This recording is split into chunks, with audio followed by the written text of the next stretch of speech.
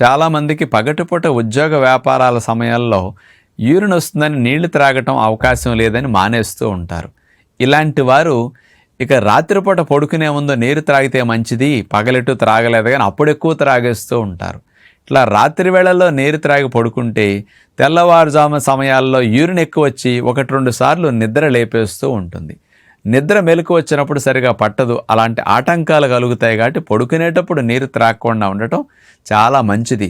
ఒకవేళ గొంతు ఎండిపోతున్నా దాహంగా అనిపిస్తుంటే 2-3 గుక్కలు త్రాగండి తప్ప యూరిన్ వచ్చేటట్టు నైట్ నీళ్ళు త్రాగి పడుకోవటం మాత్రం మంచిది కాదు. మరి కొంతమందికి వేసవికాలం చెమటలు ఎక్కువ బట్టి దాహం వేస్తుంది.